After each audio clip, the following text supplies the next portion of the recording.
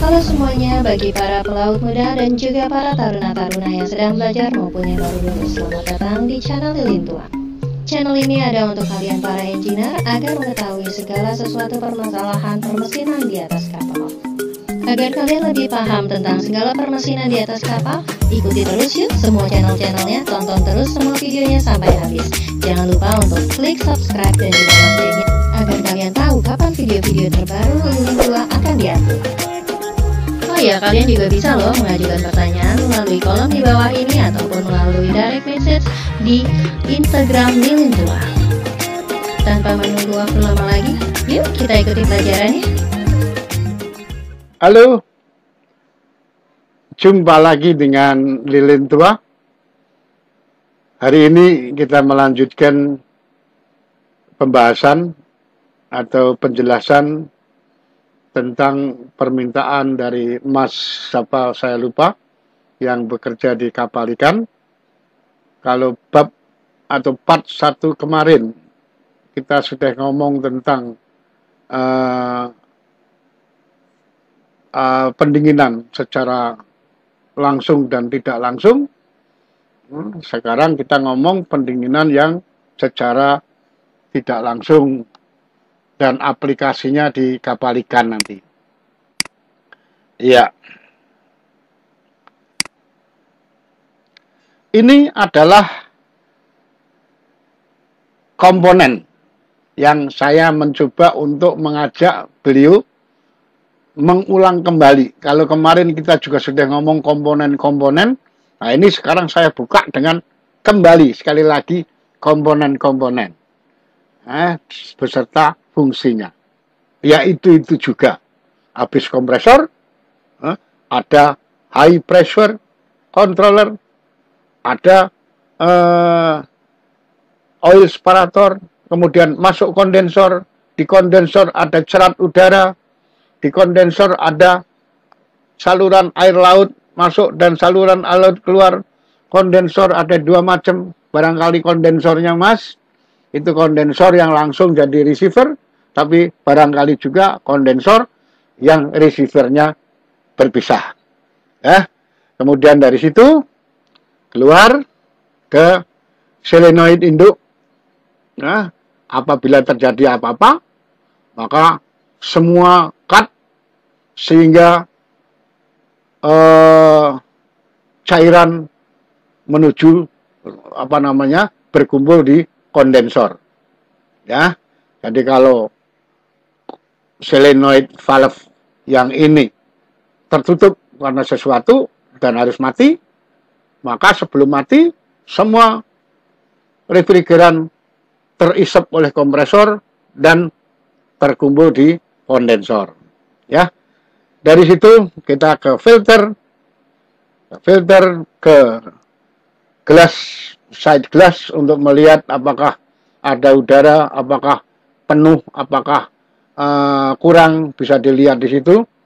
Baru kita ketemu dengan cabang ke evaporator. Salah satunya adalah evaporator yang nampak. Di bawah ada kelihatan, ada panah dua, itu adalah ke evaporator yang lain. Sementara yang nampak adalah salah satu evaporatornya. Setelah refrigeran melalui solenoid valve yang dikontrol oleh termostat. Termostat bekerja berdasarkan laporan dari bulb sebagai pendeteksi suhu kamar yang didinginkan. Selanjutnya ke thermostatic expansion valve yang fungsinya untuk mengatur, mengendalikan sedikit banyaknya aliran refrigeran yang masuk ke evaporator. Nah, ini semuanya terjadi setelah solenoid valve, setelah expansion valve tekanannya diturunkan menjadi tekanan rendah, sehingga dari mulai expansion valve Anda kalau pegang akan dingin, bahkan barangkali jadi es di situ, sampai ke evaporator, sampai keluar adalah pada saluran tekanan rendah. Ya, kemudian berkumpul lagi, bergabung lagi dari kembalian evaporator yang lain. Masuk ke evaporator yang digambar ini, katakanlah ini salah satu evaporator yang di ruang pendingin freezer, di ruang pendingin pembeku, seperti di kamar daging. Itu di situ dimungkinkan banyak bunga es yang ketebalannya justru membuat isolator, mengisolasi masuknya panas dari ruangan ke dalam pipa evaporator sehingga menghambat penguapan. Itu mesti dicairkan. Proses pencairan bunga es atau lapisan es disebut defrosting. Defrosting dapat dilakukan dengan beberapa cara natural, cara dengan disemprot air, cara dengan elektrik, cara dengan gas panas. Ini dengan cara listrik dihubungkan dengan timer, ya. Oke. Jadi pelan-pelan, kalau nanti masih belum kena, masih ada kesempatan bertanya. Ya. 4 sistem dasar pendinginan yang digunakan di kapal ikan atau di cold storage adalah, dalam hal ini adalah pendinginannya adalah yang dimaksud di sini refrigerant flow controlnya atau expansionnya, ya, bisa berupa dry expansion system, bisa berupa flooded system with natural circulation, bisa temperature gauge and refrigerant flow. Ya, di antara 4 ini saya akan menjelaskan 3: dry expansion system, flooded system with natural circulation and refrigerant flow. Oke. Iya.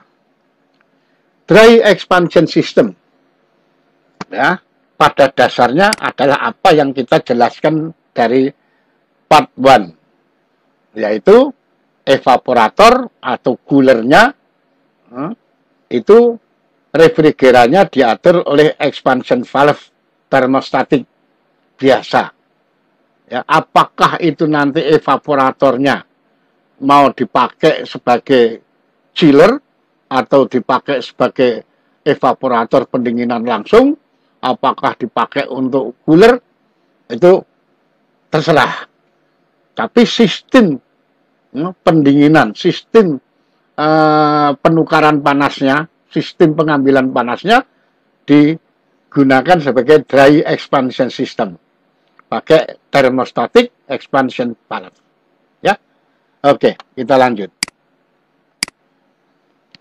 Sementara ini contohnya dry expansion valve yang kebetulan saya sendiri yang mengoret-oret ini, menggambar ini pada saat saya masuk di ruangan mesin pendingin kapal atau perahu nelayan kecil, pembuat perahu nelayan yang ya cukup lumayan menangkap ikan, punya palkanya kecil-kecil, ya, setiap palka merupakan ruang pendingin. Setiap palka merupakan ruang pendingin.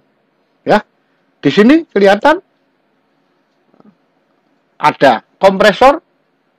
Kompresornya dijalankan oleh mesin diesel. Ya, karena kapalnya kecil, mesin dieselnya itu multiguna. Di samping untuk muter generator, dipakai penerangan, dipakai tenaga yang lain, juga melalui belt juga dipakai untuk muter kompresor. Nah, kompresornya juga sangat sederhana, tapi tetap menggunakan 4 proses dasar. Ada kompresor, ada kondensor, kondensornya di sini kondensor sendiri, receiver sendiri, kemudian ada dehydrator, baru ada expansion valve, baru evaporatornya. Ya, lihat itu banyak expansion valve-nya, banyaknya expansion valve menunjukkan banyaknya palka-palka kecil yang isinya ikan tangkepan. Di sana nanti ada raknya. Ya. Ya, ini adalah di kamar mesin, tempat panel, tempat pemipaan mesin pendingin, instalasi pendingin dipasangkan. Ada keran biasa, stop valve, kemudian yang di bawah itu yang warna silver kuning itu adalah expansion valve.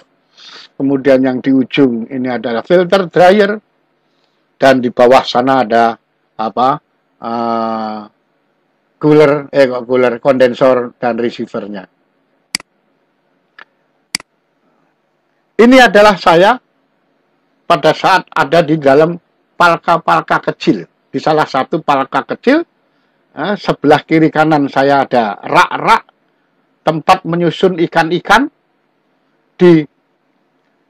Kelihatan sedikit, tapi di belakang sana, di belakangnya rak, jadi sebelah kiri kanan saya, mepet di dinding, itu koil-koil berjub pipa telanjang yang merupakan evaporatornya. Ya. Oke, jadi untuk kapal-kapal kecil, kapal-kapal penangkap ikan kecil menggunakan dry expansion system. Ya. Jadi kayak ini. Jadi model biasa saja. 4 proses pokok, 4 komponen pokok disertai dengan aksesoris yang penting. Ya. Kemudian kalau ini tadi sistem dry expansion, yang berikutnya adalah fluid system with natural circulation. Ya, ini adalah Anda nggak akan ketemu mana expansion valve-nya. Nah, seperti saya ceritakan di part 1, bahwa expansion valve adalah salah satu jenis di lapangan yang berfungsi sebagai refrigerant flow control. Di kulkas Anda juga nggak akan menemui, tapi di kulkas Anda ketemu pipa kapiler. Di sini Anda ketemu low temperature receiver yang berfungsi sebagai level control, ya, yang berfungsi sebagai flow refrigerant control. Jadi ini adalah expansion valve-nya yang kamu sebut kalau di kulkas ini adalah pipa kapiler, kalau di tempat-tempat seperti tadi di dry expansion itu adalah thermostatic expansion valve, di sini adalah fluid system. Tetap ini adalah dari tekanan tinggi dicekik di sini melalui filter, menjadi ruangan gede berekspansi, maka dia akan menguap secara natural, ya, terjadi sirkulasi dari tekanan tinggi ke tekanan rendah. Jadi ini adalah tekanan tinggi ke tekanan rendah. Oke. Ini kalau satu barangkali nggak masalah. Tapi bagaimana kalau 3 ruangan, 3 palka, atau 3 istilahnya adalah fish room, ya, ada palka untuk ikan. Kalau ini 3, maka sistem ini akan kesulitan, maka diganti sistem ini dengan sistem yang berikutnya, fluid system, sama-sama fluid sistemnya, tapi pakai pompa sirkulasi, ya, sama persis. Cuma ini bisa untuk beberapa ruangan, tempat penyimpanan ikan 1, 2, dan 3, tapi menggunakan ini.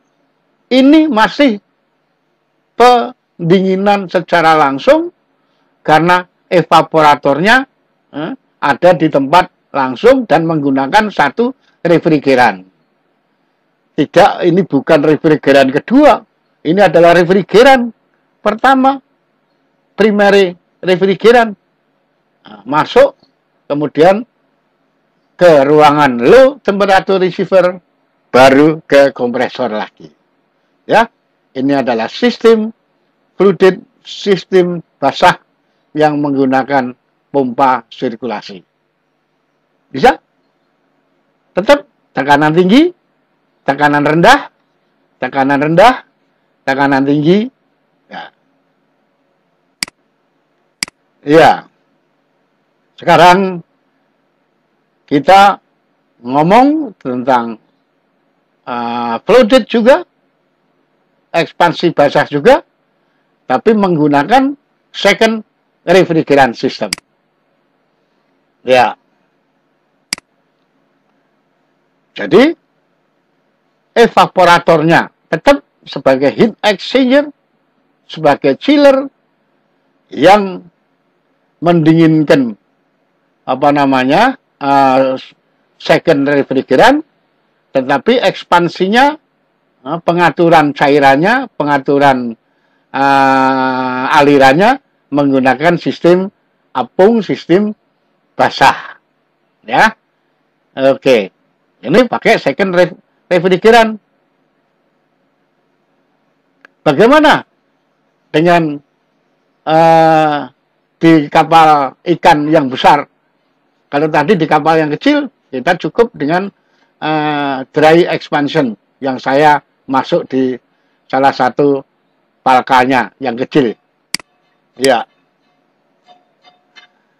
Ini adalah salah satu gambaran kapal penangkap ikan yang dibelah menunjukkan sistem pendinginan dan palka tempat tangkapan ikannya. Palka ini atau lemari ini, fish room ini bisa diangkat.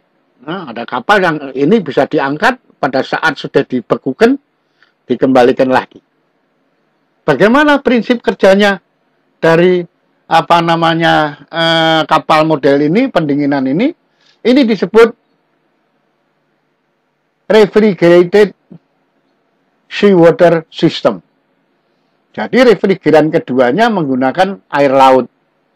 Ya, refrigerannya menggunakan air laut. Ya, ini refrigeran menggunakan air laut berarti refrigerated seawater system. Ya, refrigerated, tapi ekspansinya menggunakan ekspansi kering, dry ekspansi, menggunakan katup ekspansi. Ini sama dengan prinsip dasar dari yang kemarin, hanya ini merupakan pendinginan tidak langsung, di mana evaporatornya berfungsi sebagai chiller, tetapi prinsip kerjanya persis pendinginan yang kemarin, yaitu menggunakan katup ekspansi. Jadi sebelum masuk katup ekspansi, ada kelihatan side glassnya, ada dryer, ada kondensor, ya mas yang tadi. Ini semuanya punya fungsi. Jadi kompresor, ada saluran tekan. Di saluran tekan akan Anda dapatkan untuk kapal ikan mungkin vibration eliminator untuk mengurangi vibrasi, karena kapal ikan tendangannya besar, ya, ombaknya. Kemudian keran discharge, ada oil separator, ada keran check valve untuk masuk kondensor, kemudian ada keran isolasi. Keran isolasi itu keran yang langsung bisa ditutup, yang nanti bisa untuk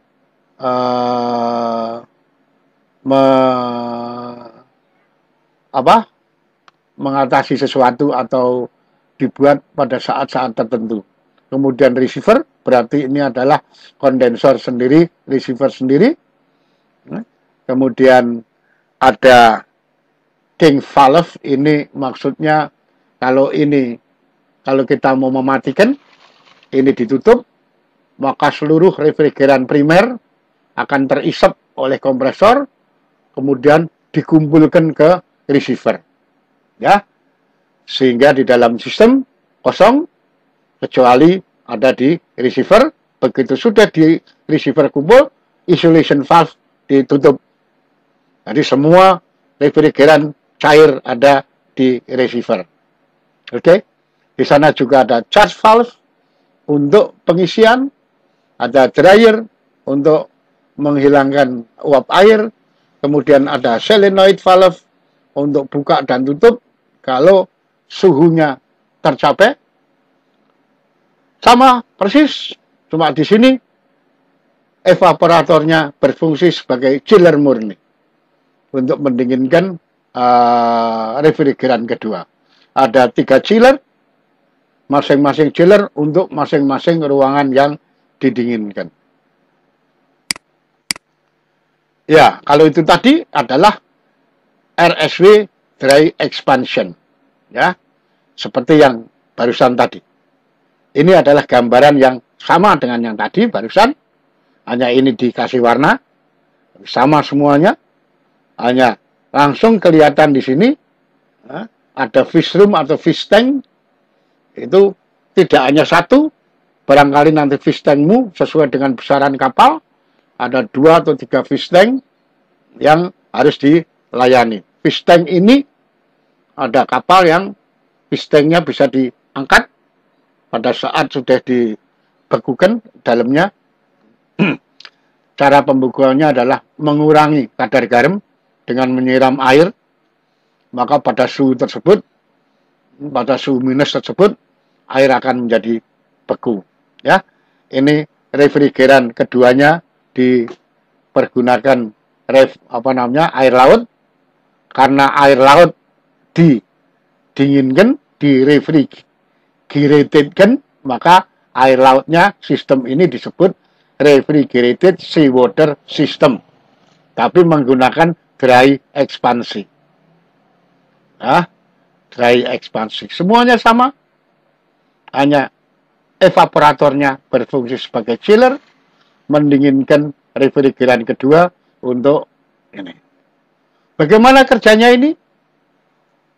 Air laut yang sudah dingin, barangkali minus 20, minus 30, ya, disirkulasikan ke sini, ada pelat yang berlubang-lubang.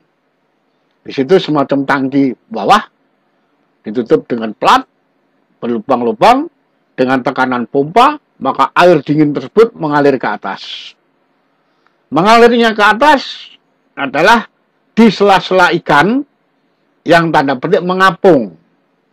Jadi tidak bisa ikan itu dipadatkan. Nanti kalau dipadatkan nggak ada aliran tempat mengalirnya air. Jadi air ikan itu mengapung kepada dengan kerapatan tertentu sehingga air tetap ke atas, bisa mengalir ke atas. Di atas juga ada atap yang berlubang untuk menyaring kotoran-kotoran. Nah, kemudian kembali setelah agak hangat karena panasnya dinginnya diambil oleh ikan menjadi hangat, kembali ke chiller lagi untuk didinginkan lagi. Oke. Jadi ini. Jadi menjalankannya sama, Mas. Asal Anda sudah tahu bagian-bagian dan fungsinya, Anda akan segera mengerti. Oke. Kalau itu tadi adalah sistem RSW, refrigerated seawater system, sama-sama menggunakan refrigeran kedua air laut yang didinginkan, refrigerated seawater. Hanya tadi adalah expansion, dry expansion, sekarang menggunakan fluid expansion, di mana refrigeran cairnya dari kondensor masuk ke tanda petik expansion valve. Nah, di sini nggak ketemu expansion lagi, tapi ketemu bak, ketemu susunan refrigeran yang mengalir. Dia dialirkan ke chillernya, ke coolernya. Setelah melalui oil separator, dia berada di luar pipa-pipa, sementara di dalamnya, di dalam pipa adalah mengalir air laut yang didinginkan. Dengan pengambilan panas dari air laut, dengan panasnya diambil mendapat itu, maka refrigeran menjadi menguap. Karena refrigeran diuapkan oleh panasnya air laut dengan tekanan yang rendah tadi. Jadi yang mengalir kembali ke keluar, yaitu di refrigeran out, itu adalah refrigeran gas sudah menuju ke kompresor kembali. Ya.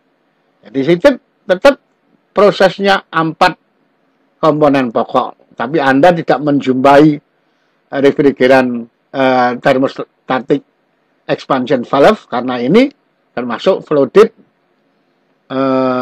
expansion. Flooded expansion juga ada macam-macam. Salah satunya flooded expansion yang refrigerannya mengalir. Ini adalah salah satu wujud refrigeran yang mengalir sambil mengambil panas, dia menjadi uap.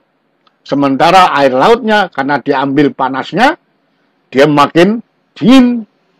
Dinginnya air laut ini lah yang dipakai untuk mendinginkan ikan-ikan. Ya, oke. Ini yang dipakai di kapal ikan, dan berarti di kapal ikan tadi ada berapa macam? Ya, sudah ya. Ini yang terakhir saya akan sampaikan. Sehingga kalau Anda nanti dengan prinsip yang sama, kita punya 3 fish tank, ya, ada tangki ikan 1, tangki ikan 2, tangki ikan 3, sebagaimana tadi kita ceritakan. Air laut yang dingin lewat dari bawah, lewat pelat yang berlubang, kemudian naik lewat strainer, balik lagi. Kenapa strainernya di dalam? Itu strainer adalah nyaring kotoran-kotoran yang bersama ikan supaya tidak masuk ke dalam sistem refrigeran. Ya, setelah bersih disaring, maka kembali ke pompa. Dari pompa kembali ke evaporator.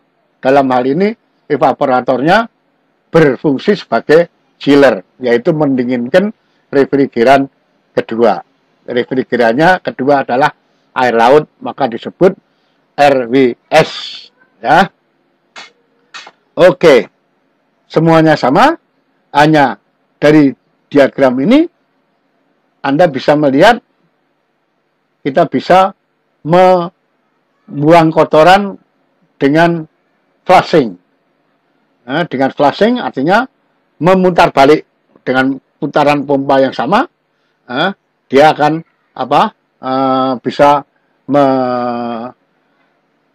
mengembalikan aliran sehingga kotoran bisa jatuh dan bisa dibersihkan. Ya, oke, inilah penjelasan saya tentang pendingin, sistem pendingin atau instalasi mesin pendingin yang aplikasi di kapal ikan. Mudah-mudahan dengan penjelasan ini Anda makin tambah wacananya yang bekerja di kapal uap, di kapal ikan, bisa tambah paham apa yang Anda kerjakan. Sekali lagi, kalau Anda masih belum paham dengan ini, tak usah ragu, nanya lagi. Tapi nanyanya lebih detail, artinya apa yang dari saya sampaikan ini, yang mana yang perlu didetailkan lagi. Oke Mas ya, nah, kita nanti ketemu lagi pada keadaan yang selalu sehat, lebih pinter, lebih cerdas, dan kembali. Salam dari Lilin Tua.